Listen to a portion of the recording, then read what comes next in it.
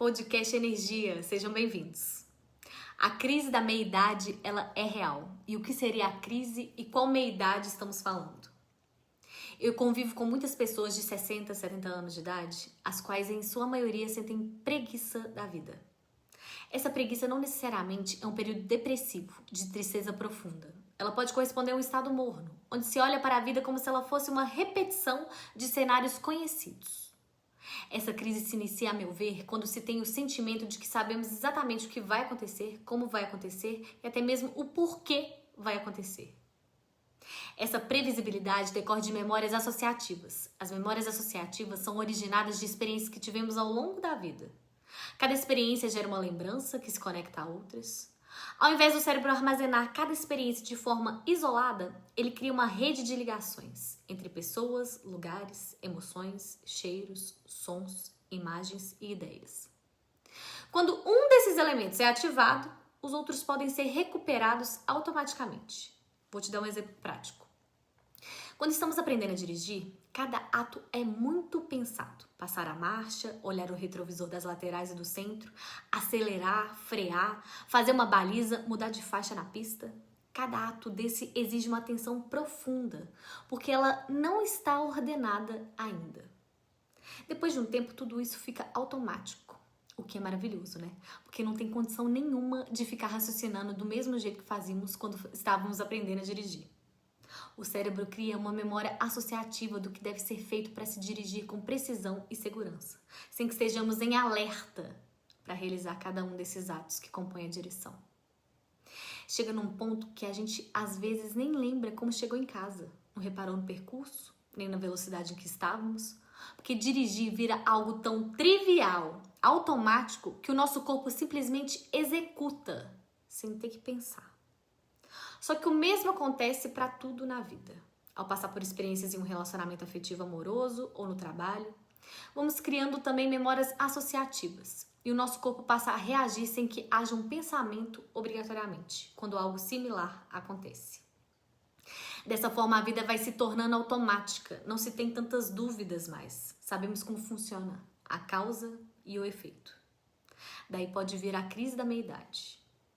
Essa sensação de que sabemos onde vai dar, no início é bom, mas depois começa a despertar a preguiça de viver uma grande reprise. Essa fase morna, provocada pela previsibilidade das coisas, gera a preguiça, que deixa de ser uma fase e passa a ser um estado de espírito.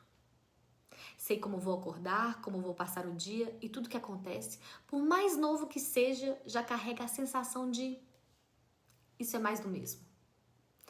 As memórias associativas são valiosas para seguirmos a vida com mais segurança e a noção de previsibilidade é importantíssima para que possamos focar em novos aprendizados, mas também destrói aos poucos a vontade de viver.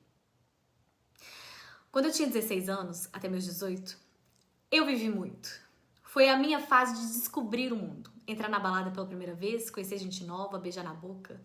Esse êxtase das primeiras experiências é uma sensação inexplicavelmente maravilhosa. Antes dos meus 16 anos, eu me considerava uma pessoa tímida.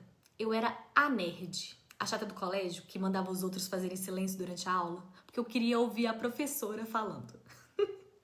Então, essa fase dos 16 aos 18 foi ainda mais potencializada, porque além de viver tudo pela primeira vez, eu estava me transformando como pessoa. Logo antes de eu me formar no colégio, em 2013, eu estava com uma expectativa altíssima para entrar na faculdade. Porque na minha cabeça eu ia me desprender daquele meu antigo eu. Ia continuar vivendo aquela vida imperdível que gerava euforia, ia conhecer pessoas novas e elas iam conhecer a verdadeira Ana, que na minha cabeça era uma pessoa menos chata, mais comunicativa, extrovertida e divertida. Me chamavam de Ana França no colégio. E na última viagem do terceiro ano, eu coloquei Aninha Rios na blusa, só para reafirmar que eu realmente tinha mudado para o meu novo eu. Minhas amigas me zoam até hoje disso. Quando eu entrei na faculdade, eu fui viver a vida. Foi uma quebra de expectativa gigante.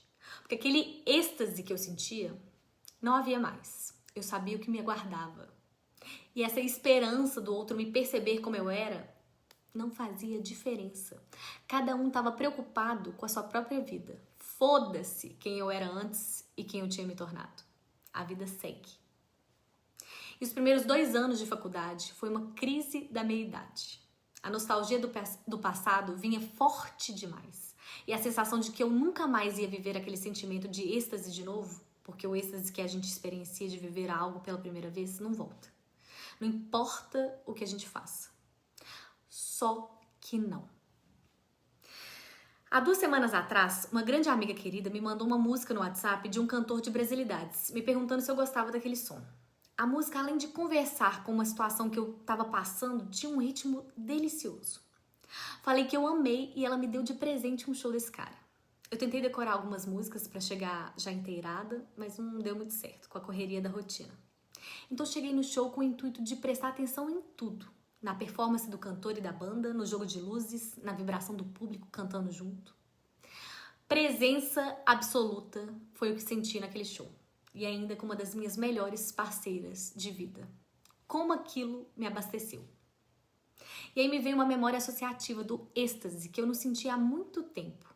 Me arrisco a dizer desde os 16, 18 anos de idade. Só que foi melhor.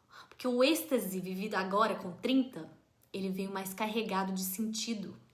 A minha sensação era como se eu estivesse vivendo aquilo pela primeira vez, apesar de eu já ter ido em 1 milhão de shows. Mas com a consciência e o poder de observação e aproveitamento de todos os fatores daquele rolê. Foi aí que me deu a ideia de escrever esse podcast. Eu contei pra ela na hora, anotei no meu bloco de notas e imediatamente depois o cantor Zé Ibarra, apadrinhado pelo Milton Nascimento, tocou a seguinte música que eu vou resumir a letra e colocar na legenda pra quem quiser ouvir depois. Sai, sai, sai desse grilo brabo que te desespera. Vai, vai, vai, vai atrás da vida que ela te espera. Eu sei que tudo o que eu te digo é pouco para você saber se encontrar. Mas eu te juro que eu daria tudo para você poder me escutar. E eu insisto em lhe dizer de novo, na vida a gente não pode se acomodar. E viver do passado é viver enterrado entre as coisas que não podem mais voltar. Eu sei que a vida até parece um jogo, que dá medo de se apostar. Mas eu te juro que eu daria tudo para você tentar se arriscar. Sai, sai, sai desse grilo brabo que te desespera. Vai, vai, vai, vai atrás da vida que ela te espera. E depois de ouvir essa letra, me veio como um chamado para eu contar para vocês que estão vivendo a crise da meia-idade ou que conhecem alguém que está vivendo para dar esperança. Porque é sim possível viver o êxtase que vivíamos quando éramos jovens, experienciando tudo pela primeira vez. A vida não precisa ser uma preguiça previsível. A gente tem que usar as memórias associativas ao nosso favor. Minha amiga me disse o seguinte nessa hora. Sabe qual a diferença da vida quando éramos jovens, vivendo algo pela primeira vez e de agora? É que antes era preciso pouco movimento para viver esse sentimento de êxtase com um show. Com uma conquista no trabalho, com um relacionamento bom. A primeira vez acontece sem muito esforço, basta estar lá, disponível. Agora, a gente tem que ir mais atrás. O movimento para encontrar esses momentos de êxtase é maior. O recado aqui é para ir atrás. Não dá para ficar sentado no sofá, só na preguiça. Tem que ir buscar um esporte novo ou um lugar novo para fazer a sua atividade física de preferência. Ou fazer um curso de um assunto que te interessa, sem ter preguiça de virar aluno de novo, de fazer prova. Tem que insistir na leitura de um livro, pelo menos 40, 50 páginas, para deixá-lo te surpreender. Tem que sair com gente que você não conhece, por mais que os amigos de longa data sejam a escolha mais confortável. Então sai da preguiça e vai se movimentar. Para de achar que tudo é igual. Lembra, o nosso corpo vicia, as memórias associativas te enganam e te fazem pensar e sentir que você sabe como tudo é, como tudo funciona, que você sabe como dirigir o carro pela vida, que conhece os caminhos e sabe passar todas as marchas. Mas lembra, você não conhece tudo e nunca vai conhecer, por mais que viva muitos anos. E a graça da vida tá aí. E pode parecer aqui que eu tô te dando a ideia de que a felicidade que vai acontecer quando algo externo se manifestar na sua vida. Não vai. Essas coisas externas vão te trazer alegrias momentâneas que vão te impulsionar. Mas como a vida é efêmera, vai passar também. O segredo de sair da preguiça com efetividade e entrar num padrão vibracional elevado dá mais trabalho. mas é um trabalho bom. Então eu sugiro que primeiro se coloque em movimento para trazer conteúdo novo para sua vida. Isso envolve novos cenários e pessoas. Mas depois o que sustenta o equilíbrio e a vibração alta é o autoconhecimento. Entender mais sobre si, sobre os outros, sobre os valores que você preza e se os faz valer praticando-os diariamente.